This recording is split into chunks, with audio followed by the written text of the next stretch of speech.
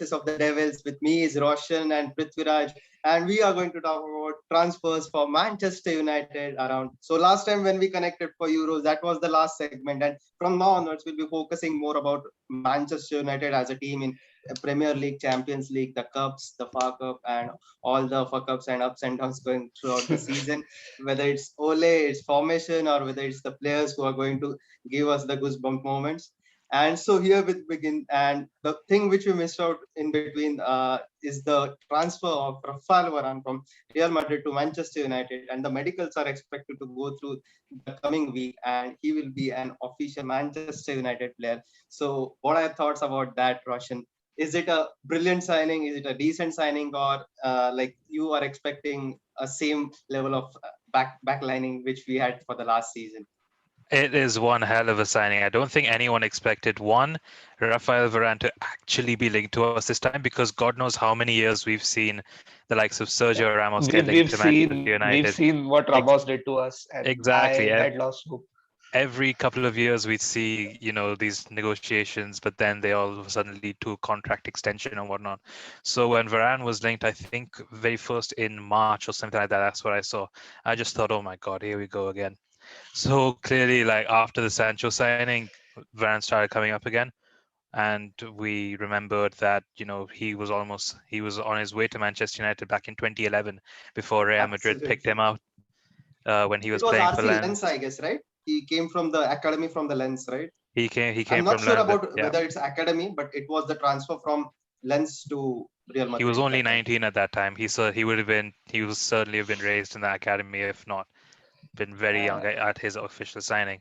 But yeah, having that player be linked to us again, and then all of a sudden it going through not just actually sealing the transfer, but the speed at which it was signed, because it had a lot of things. There was barely any. I mean, the talk around it was from very small publications in the beginning, and you just dismiss that right away, saying, "Arey nahi hone wala hai." No one really thought that we had seen enough. He was sick of it. Diaz came into the picture. It was very getting clear for all the lads from Manchester United fan base. So, like, it would be an imminent thing which will happen, because like the way it proceeded after the Sancho signing, nobody thought like that speedy process would have been occurring in that case, but it happened, and finally we are going to see him in the red jersey, no matter what it is after the one decade or not.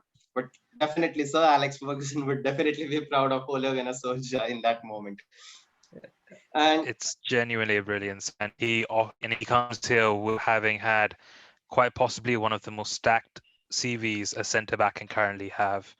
14 finals. He's been 14 through 14 finals, 14 wins. Man. That's just unbelievable. And obviously at Real Madrid exposed so much criticism for just a simple back pass or a failed pass. So he has that mentality with him that he's got to be perfect, and he is going to have that leadership.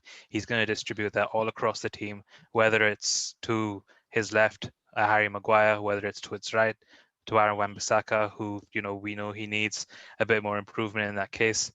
It's going to be an incredible signing. I can't wait to watch him, man. And everything surrounding the signing, it just seems so pure, because he isn't coming for the money, because the wages are pretty decent. They're roughly a little bit over what Harry Maguire gets paid, so something around 200k. I think we doubled his wages. If you come into the we have doubled his wages at Real Madrid. Compared to Real Madrid, we've doubled his wages. But when you talk about Manchester United signing a big player, the first thing that comes to mind is, he must be having a huge wage packet.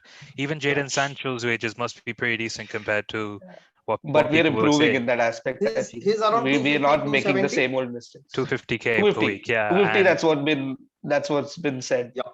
For Jadon Sancho, and I think Raphael Varane is roughly there. What I feel like, because it's like a 5+1 optional year deal, right? So we can and he's definitely a prospect for like 10 years to go down the line, and he'll be definitely.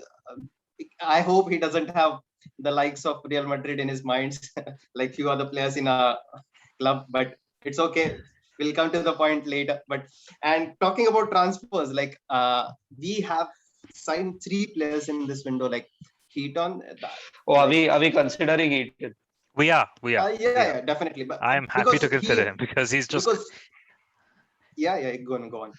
like it's his homecoming, and 35-year-old goalkeeper. He was raised in Carrington, so he obviously comes with that experience of wanting to share that experience with the younger players. And in the friendlies as well, like when we saw him at first in the friendlies, like there was something around in the media saying he's not coming here just to be a number 3. He wants to compete, and he certainly showed it like as much as he could, especially in that first game. So we know he's going to have a lot of education to give to the younger players around him. That's more than that, like when we heard about his first interview, so he was quite clear, like even if we do not consider him as a number 1 spot, but he is definitely there for challenging what he's saying around. And in preseason, we have seen the reflexes and all stuff which he has been showing around. So he definitely adds a little bit quality as a third choice, because De Gea and Dean Henderson are definitely the first 2 choices, and nobody can deny that. And Heaton, like, it will be an experience, plus it will help Dean as well as DDG in the reflexes kind of thing when it comes down to the training of it. And talking about the second signing, Jadon Sancho, we definitely know he is going to nail down that right side of the field. I'm not pretty sure whether he'll start on the right, because Rashford being out till the end of October, November start. Yeah, man, that dream squad we have, that template we have, that's gonna wait. It's gonna wait for a while. It's definitely not happening against Leeds. Varane doesn't start against Leeds. It's not gonna happen. I don't think so. Sure so there are rules. There are quarantine rules, which are apparently changing on Monday. So Spain is one of those countries where you can just come in. If you're fully vaccinated, you can enter the country straight away. So I don't think there's going to be quarantine. That's why he's waited so long to arrive in Manchester, so he won't have to quarantine. So Monday, it looks like it's going to be his medicals, and Tuesday he might join the squad. Tuesday, Wednesday. Yeah. So there's still like 10 days left. So let's see if we are able to integrate him. Also, on the topic of Varane, there's one more quick thing I need to nip in the fucking bud. So a lot of Chelsea fans have been online, and other fans have been online, and they've been talking shit like, Ramos had his and he was following orders from Ramos, and what the fuck are you talking about, man? He was right there for 14 trophies. Zidane, what more you want? Nobody wins 14 trophies at a club if someone's controlling them or they're not capable enough themselves. It's just fucking ridiculous. Arsenal fans are celebrating Ben White for 50 million. You know what? Fuck you. Those 2 transfers are different leagues. Like, Ben White is a decent centre back. And he's going to be a long-term option for us. I'm going to put up the Rashford video right here. The Rashford video goes right here. As you can see, completely sent for another hot dog. Yeah, absolutely. But yeah, let's get back to our own topic. I do not understand the comparison and all stuff, because like he has been proven all around. Like I don't want to get into the debate also, because I feel it's like completely a wild thing. It's a wild thing. So Varane is a good signing for us. And so is Sancho. And please, other fans should just shut the fuck up at this moment and let us have the moment. Transfer window after 10 years. This is the best transfer window we have had in 10 years. We just need to seal a couple more people, I think, to plug the holes in the squad, because obviously everyone's hoping that. Absolutely. And like when talking about the transfers, because these out of these 3, like I rate the Heaton transfer as 5 on 10, because like it's just a third choice keeper, and being that quality, he coming for a like. I don't understand that transfer. You had Lee Grant, who's doing his coaching badges and who's going to be a goalkeeping coach for us. He'll do his badges. I think he'll retire he'll retire pretty soon anyway, I guess, to really get integrated into the back group. That's the one person I feel bad for, honestly, is Sergio Romero. He's still not getting his move. Last season he was very close to Everton. Doesn't his contract end this season? Probably, yeah. Did his contract ended? Maybe. No, I think he has another year. He has another year. He's been released, I feel. Has he been released? Oh, man. That must suck. Well, I think he's released. Because he has been like pictured training by himself in with a private. I think he's a free agent right now, and he's looking for a club. He deserved. Anyways, like moving from this topic, like we are on transfers right now, so I'll definitely rate Heaton as 5 on 10. Sancho is definitely 10 on 10 to be honest, because they have been missing jigsaw puzzle on the right side of the field for like a decade apart. And I don't know like when was a legit right winger we have seen in The the time it took us to sign years. Sancho, I will definitely give it a 7 on 10. Also 7. No, like 7 no, is a come bit on. Like too you steep. cannot compare the I'd last say year window with this, right? I'd So say 8 at the it, very minimum. But when you no, consider I'm the No, going the fact 10 that on 7 these 10. is guys also, wanted, I'm giving him a 7 also for another reason. because of his connection with. Yeah. Nah. Don't need to worry about that anymore. Come Look, on, being Here's the thing, United right? fans, you It's cannot be just that because he was an negative. Come academy. on, it's a 10 Otherwise, on 10, guys. It's a 10 on he is 10. from Watford only. He is actually from Watford only. They tapped him up when he was like 14 years old. yeah. So he's a Even London boy. So that's fine. you guys, We can forgive him for Watford that. actually did a video on him on Instagram. Yeah, they Yeah, did. coming, Interesting. fair enough. But for me, it's definitely a 10 on 10 because like 10 years you cannot be a team without a right winger and making a makeshift winger like Antonio Valencia or someone like Greenwood who is coming up the academy ranks and being a center for being told to play on the wide man and still progressing. But keeping that things for another day. And like about transfers, like Varane is definitely for me, it's a good thing to talk about, and it's definitely 7.5 or 8 on 10 because we definitely need a counterpart from Maguire because And someone Lindelof more has commanding as well. absolutely you like Maguire also likes to proceed progress with the ball at his feet, and even Varane likes to do it. But in case of Lindelof didn't have that aggression or the physical thing or even the aerial thing which he used to like aerial duels were the least thing which he used to be winning out of the what we say the stats and also. So I would definitely rate it as 7.5 or 10 on 8 on 10.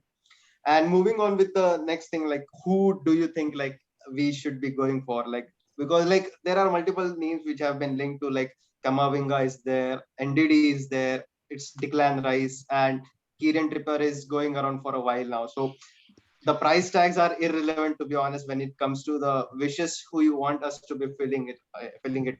But who do you think should we go for in the next coming like You till the forgot end a of the name there. window? You Sorry? forgot Saul Niguez. Okay, I'm Yeah, of not course. That's considering another. it because like That's a conditional. That's a conditional idea absolutely, because absolutely. only if And like Paul Pogba leaves, which we'll talk about later, I only if think that happens. the midfielder situation is deeply related to Pogba. If Pogba is staying, we don't buy a midfielder. I'm sorry, I'm being a little No, pessimistic right now, no, but that's I completely no, fair. think it's That's like completely that's it's fair. what's reality going to to be happen. honest. It's In a that reality to central be honest. position, like Paul Pogba, he's an incredibly unique player. So obviously, No, I'm like not denying that from we the need a club's new player. perspective, I'm not denying that we need a we need to defensive time mid. down. Yeah, I'm not denying the fact that we need a defensive mid, but I don't think we have enough time for the player outs and getting someone new in as a defensive mid right now. I Yeah, don't think especially we on are the going to be budgeting able issues. to. Yeah. Yeah, I think it happen this season. Feel there can be an addition on the right side of the field, like backup RB can be there. I'm not sure whether it will happen or not because, but looking at the proceedings, how the Jadon Sancho deal went through and how fast the Varane deal went through, I feel if they are going for a player, they will definitely make it a wrap in the like upcoming one or week or two because like season is coming very fast to be honest. Like Yeah, it It is yeah. is coming for sure. closer by closer, and so I To be definitely Ole would be definitely looking for the players like if he wants that player, it should be there in the at least a single preseason game or at least the preseason tactics, whatever he's planning to work around. Because I have heard likes of Ole planning for a 4-3-3 with a the single last holding player. preseason game is on 8th of August. I don't think Ole gets any of these players on by that time. No, Yeah, Maybe they'll have a closed doors match. we have a planned closed door match, right? One is planned there, I if don't. I'm not wrong. I haven't read anything about it. The only match I know about is the one with Everton on 8th. Okay, because They have a I upcoming one. definitely remember I had tweeted like a thread about the preseason fixtures for entire the 20 teams for which are having their matches till the point where it was planned. I feel there is one closed door match. I'm not sure The completely, one but against Preston got cancelled because of the COVID scare. yeah, it was There's coming supposed to be because one like yesterday. thankfully it was just a scare. Yeah, Like yeah. the day after, they all turned out to be false positives or something like that. Like the extended test showed negatives. I mean, So it's a good to thing. start the season off with players affected by COVID, that would have been horrendous for us. So Yeah, I'm especially glad that because you'd have to be sidelined for at least a week. and I And hope And you'd the have to people like and you'd have to we'll come present back to like that negative point tests later, as well. but to be honest, like I would want to I would want to talk about like who you feel like, whether it will come or not, it's a thing for another day. But who do you think, like I personally feel, if you ask me, like, as a player who is a defensive minded and a defensive midfielder, like who will hold the ball, who has the like the passing range and also the diagonals which he can open up for the wingers to run across and have a counter push going around. So that is one thing which is need to be considered, and in that case I definitely feel a CDM, a sole CDM, a kind of a register is required in the team. The likes of Declan Rice can be talked about, but there is a void between the fan base because it's NDD versus Rice when it comes to signing a player of that caliber, because NDD is completely a destroy kind of a defensive minded midfielder. but And isn't that what you need? Like if you put two eights beside him, like if you no, put like Pogba and Bruno on either side of him, and he just has to make that short pass, and you but have Varane right next to him and Maguire next to him to make those long balls. Why do you need someone as costly as even NDDs? Let's be honest, NDD and Rice are both priced at 80, 90 million. We're not getting either of those two guys. Yeah, But indeed, especially we'd have a hard time with, because we know how Leicester yeah, love to yeah. play their hard ball. You could say, I think, even after how done, we could say we were paid a bit. So for us to come crawling back to them and ask for another one of their players, they'd surely charge an equal amount or maybe like 20 mil less, but even that would be overdone. Well, I absolutely, have but a like different thought about this thing. If we try out a back three this season with Maguire, Varane, and Aaron Wan-Bissaka at the back, and if we sign Trippier, if that happens at all, we have a right wing back ready. We have Luke Shaw ready to go on the left wing position, and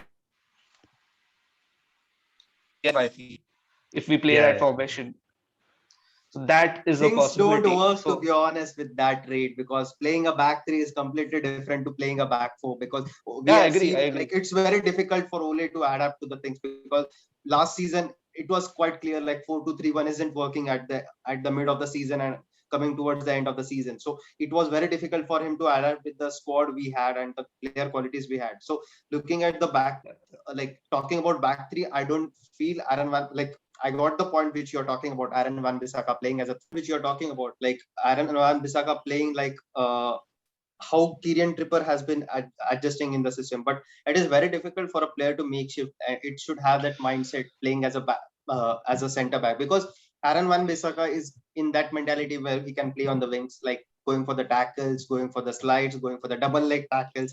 It might be a positive But thing his as well, but productivity hasn't been that great, right? So why not just try him as a centre back, just for lols, Well, maybe? I think that's a bit unfair now, because recently, especially in these friendlies and also at the end of the season, we have seen him get forward Yeah, a bit better. We've seen yeah, him, he's done better. at least attempt things with the wingers, but obviously because his range is quite limited, right?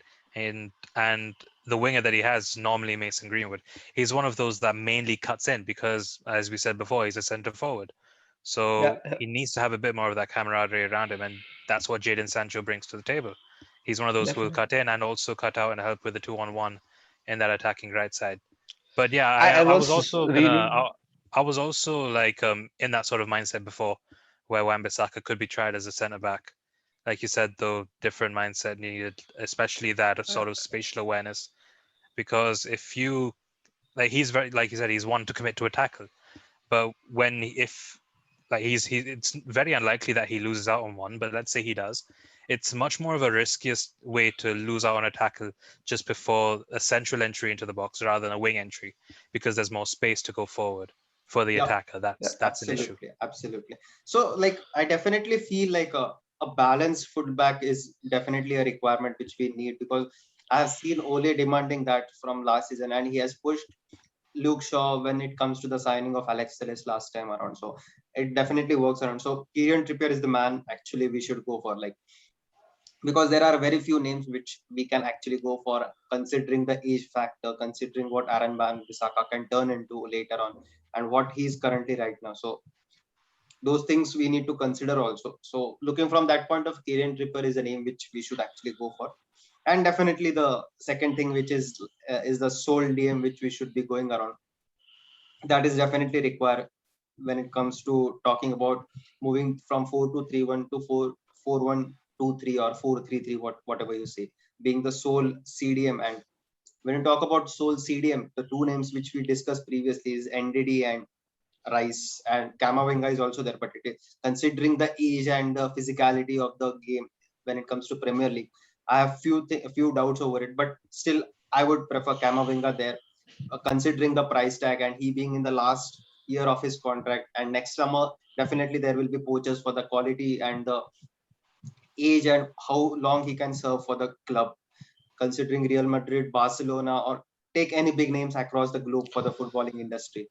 So I would definitely. I don't think Kamavinga is ready to step up for a United team. I mean, you can get 10-15 games out of him, but you're not getting a DM who will play full season.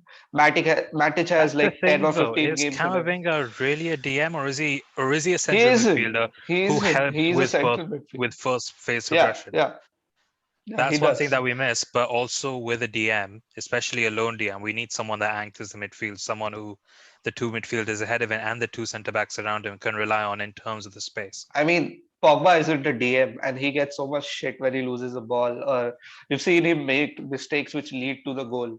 So you can't play a double pivot of Pogba and Kamavinga anyway. No, so if you it's go not for about a the three, double pivot when it comes to Kamavinga or signing any kind of a defensive-minded midfielder. It's definitely for a mid three, not a mid two. I prefer. His creative output has been more, so I don't think he's a DM. I think when it comes to DMs, like if there is one who allows us the flexibility of playing as a lone DM and also playing as a pivot, I do feel tactically that helps us a lot, especially when there are games going against us. Because let's say we're trailing, we can switch to a double pivot, we can get further people behind the ball.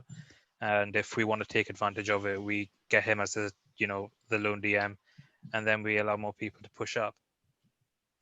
So in that case, you have got like someone like Rice, who for all of his price tags, I feel he does fulfill that a bit better than someone like a Wilfred Ndidi would do in terms of spatial awareness, because he's done it with West Ham with Thomas Tuchel as his partner. He's done that for England as well. Right. So his pedigree is there for him. There is I have been pretty much holding the stand for Declan Rice over NDD for like months in the past. And you do know that I have been crazy for Rice over NDD, because I definitely look for the technical ability of the player, because if you see the passing range, it's not just about going for the slide tackles, giving the physicality. If you see Busquets is a proper defensive. Are we comparing Declan Rice to Sergio Busquets? I'm not comparing. Busquets is the standard, so it's just about putting. So it's just about putting that where it lines up. What do you see as a sole CDM having the skill set of a sole CDM? What you expect is definitely set higher from the likes of Sergio Busquets and also. So I definitely would like a sole CDM to be having that tactical ability, who can open the diagonals. And if you see Rice, he can do it, and he can play box to box as well as he can play a double mid, he can play a single mid as well. So that is the biggest advantage. And when it comes to NDD, I definitely have questions over his aerial abilities. You called him tactically brain dead yesterday. You called him tactically brain dead. I didn't call him tactically dead. Which I feel is a huge insult. I did not see this message, by the way. This is up to these two over here. It's not completely tactically dead, but yeah, I definitely call him a little bit of brain dead. Dude, how many players do you want in the team who can play that long ball? Pogba can do that for you. Varane can do that for you. Maguire can do that for you. Luke Shaw can do that for you. Rashford can do that for you. Why the fuck do you want to scrap that? The wingers. You cannot bring in if you have Wilfred Ndidi is a better option. He's that tackling midfielder you want, man. You cannot be holding. I will take Ndidi over Rice. It's never a debate, because you cannot keep that. You cannot expect Rashford to be playing as a sole DM and putting in that long diagonals and going forward for you have other players who can play that long ball. No chance. You cannot expect Maguire and Varane to go out and put in that long balls. Dude, What the work for the soul Varane is had doing. 59 balls, which is last season when he didn't even play the whole season for Real Madrid. See the formation what he has been playing around. See the role what he has been playing around. He has push. The Maguire. They've been playing the high line role, man. Come on, you cannot expect that exactly same to be replicated at Manchester United. Definitely, he'll be there. Ole has been trying to get us to play and push ahead. So if we push ahead, Maguire is your stopper. I do agree with link Prithviraj when on you this. talk, The when you talk highline will about have. sending the links, right? The highlight is going to happen anyway. Why do you want? Okay, I feel like both of you have let's do a scenario. off. You get Wilfred Ndidi for 50 million and you get Declan Rice for 80 million. Who would you have? Definitely NDD, but it's not a choice. It's the price tag which you are looking out for. I'm looking out from the skill set point of view. Definitely, that there will be a void for that. I think you're underselling NDD. Can I just go and say possibly we are underselling NDD. Like we need to obviously watch him this season, regardless of who they play for. Yeah, you can go on with this debate. To be honest, day in day out, I can go in for rooting the right. I just want to say with Declan Rice, we do have the advantage of Jesse Lingard. Yeah. I'm just saying we could use him as an offsetter. It's 20 mil kind of make weight. Even like that puts the cash down to like 60 million maximum, which is takeable. I think it's a takeable deal. Within I don't think West Ham sell Rice this season. I don't, because they just got to Europa. Ideally they don't, because the whole point of an 80 million pound price tag is it's so large for a player from a team like West Ham who have only just started coming up. They don't want to sell him. Yeah. That's why players like Jack Grealish are being valued at 100 million, and God knows how, but City have stumped up the cash. But basically, these smaller teams do not want to sell their players unless they receive a huge amount of money that could offset their summer signings or whatever to distribute with. Like think of Liverpool. Think of Liverpool. They had Philippe Coutinho. They sold him to Barcelona for 130 million euros. That flopped. But guess what they did? They bought Alisson, they bought Van Dijk, and they have been like for those 2 seasons. Yeah, they've bought the players that they needed. So when it comes to selling for certain players who are in high demand, that is the main mindset behind it. We don't want to sell him because he's too important for us. But if we are, we're going to charge you so much that it helps with our business. Yep. And to be honest, this debate will go on, but like the points which we collected from the entire discussion is like we are definitely in an definitely not tactically brave.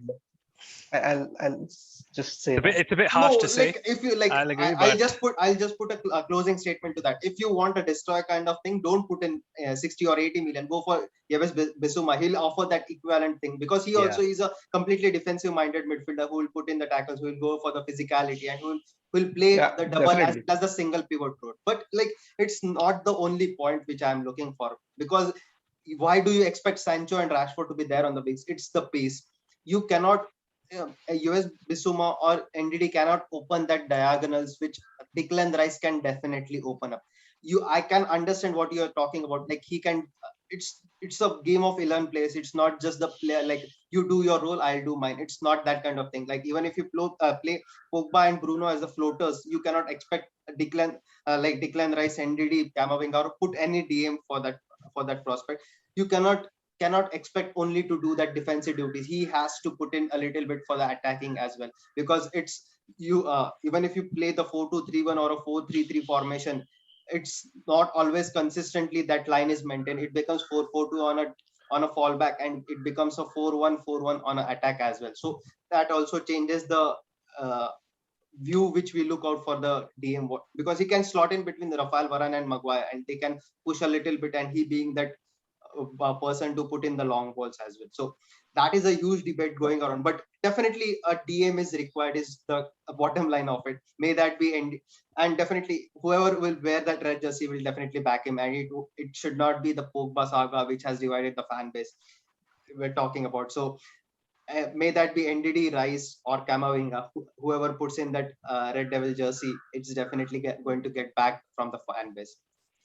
And on that note, so let's quickly talk about formations before we move on. What formation do we have right now? So as you can see on the screen right now, this is I can't believe I've put Varane in there. Okay, fuck it. There's Varane in there. There's Maguire in there. Luke Shaw is a left back. A right back is Aaron Wan-Bissaka. I have put Fred as a sole DM there. When you send me that I have put him there because this is what that we have. He is the only kind of guy who can kind of do it. Yeah, this is what I feel we'll go with against Leeds. Fred will be the DM, and then you will have two in the mid with Pogba and Bruno, and you have the front three of Cavani, Sancho, and Greenwood on the right. Sancho will debut for us on the left wing, I feel. I'm optimistic about him starting the first game against Leeds. No, but in goal, I've gone for David De Gea. Sorry to disturb you, cut you in between, but I definitely don't feel Ole will try out the 4-3-3 on the first game week because it's Leeds, and you know what Leeds can do it when it is a high line. When you put pressure on Leeds them, is the worst team to have as team we could have faced as the first game of the season. Absolutely. Because Leeds have all of their players free, available. I think only Pascal Struijk was not named. Calvin Phillips. The first team. Sorry, yeah, Pascal Struijk was named in place of Calvin Phillips. My bad. Yeah. In their previous friendly, when the other 10 you could consider as complete locks. So that means they already have a bit of, what should I say, fitness being developed there. And where also the advantage of next week. And also Harrison getting permanently converted, that is definitely a big boost for them. It's a good deal for them. It's a very good deal for them. 11 million, right? Something like that. 11 or 14, something in the ranges of 10 to 15 million it is. But he has been a very valuable player for them in terms of what they aim to do both in attack and pressing on the high lines. He definitely. I started this topic just to put Sancho on the field there. Sancho and Varane on the field. That was the only intention to bring this up. Raphael Varane, man. Can you believe that? Finally. We cannot move from that point, to be honest. One person who I feel you could start against Leeds because he does have history against them, performing well, and with the skill set that he has, Daniel James. Yeah, I think so. I think with the work rate that he has, realistically, Dan James starts on the left-hand side, and Sancho comes in later on. Yeah, pretty much. Okay, on that note, we will keep this debate going on for the next upcoming video. But on this note, it's a wrap for the transfers, for the formations, and definitely we'll come up with a couple of points regarding the formation and the snaps which you have put. Like PC has put a little bit of hard work behind that snaps and putting up a small video which is there coming. So on this note, with my co-host Roshan and PC are signing off for the podcast for Voices of the Devils. Thank you guys. Thank you for coming. Thank you for joining us. Do stay connected and do like, share, and subscribe. And there is a very small kind of icon. If you have not subscribed, please do subscribe. We are in desperate need to get it to the more public as we can. Thank you guys. Bye-bye.